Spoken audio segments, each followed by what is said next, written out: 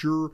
But I'm a simulationist, and I am now 100% completely on board with simulation theory, and that means that I cannot at all entertain uniformitarianism, which is entirely materialist.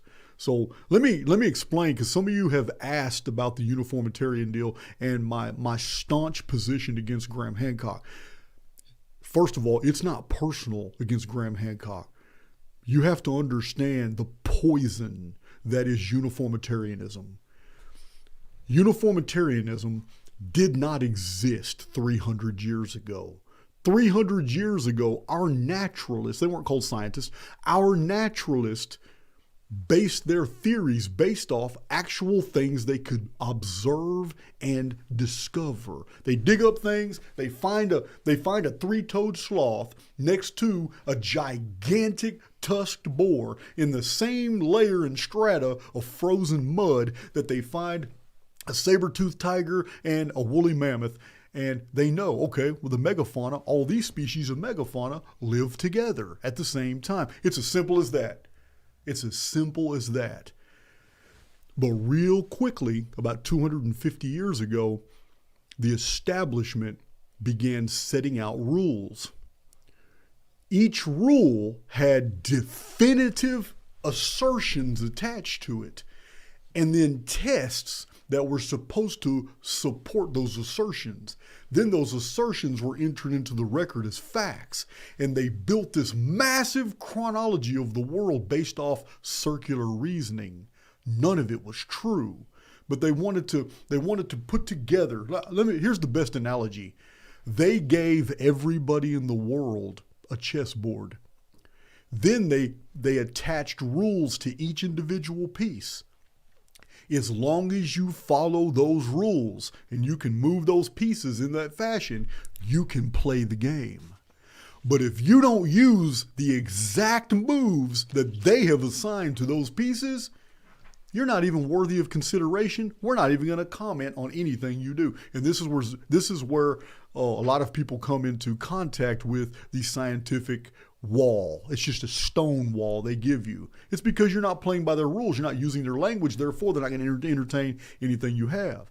But I'm telling you now, the whole picture they gave us of the Stone Age is bullshit.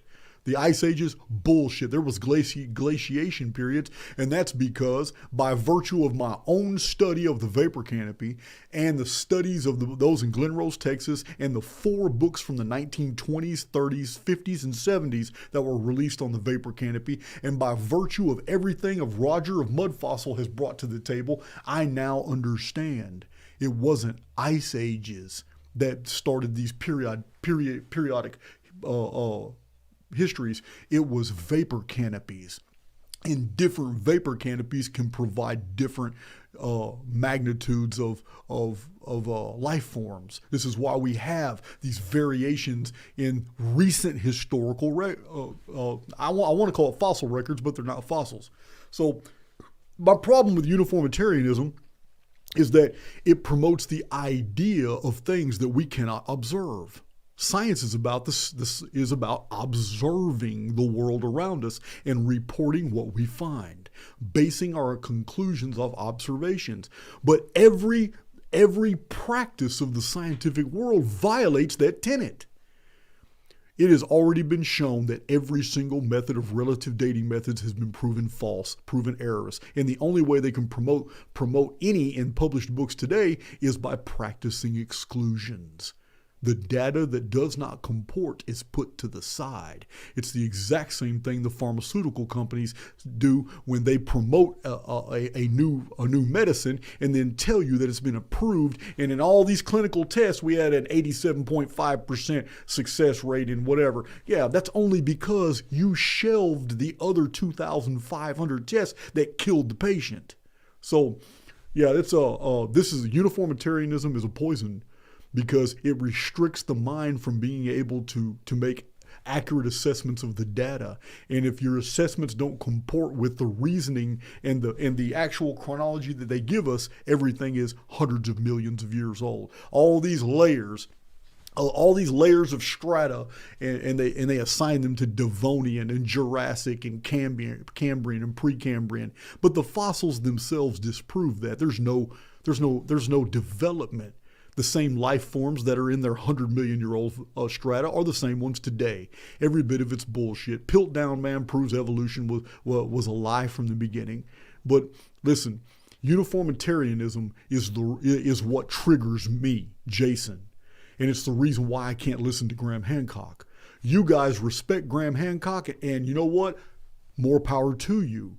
He's opened up your minds, more power to you. But I've read Graham Hancock's books, and I'm telling you now, almost said Croc, but I'm telling you now, everything he says is 100% from a uniformitarian perspective. He is still on board with things being hundreds of millions of years old, with things being in the Stone Age, the Lithic, Neolithic, pre-pottery Neolithic, post-pottery Neolithic. All this is uniformitarian BS, and it doesn't comport with what we're finding. And this is where all the confusion lies. Now, Russell Carlson is the exact same way.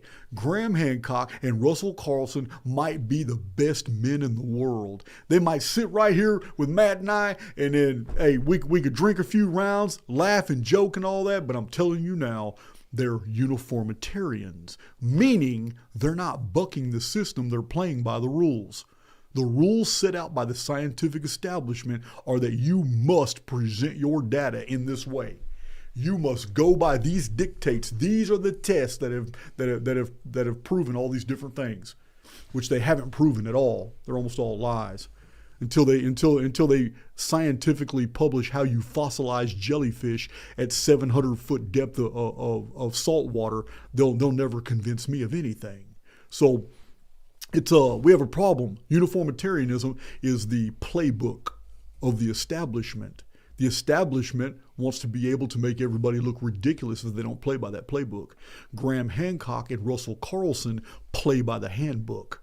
Yes, they promote ideas and theories that other scientists find as anathema, that other scientists find as blasphemy, but it's still within the confines of the playbook. They're still talking Neanderthal, Cro-Magnon, Stone Age, Neolithic. They're still talking all this stuff instead of actual 3rd, 4th, and 5th millennium BC where all these events actually occurred.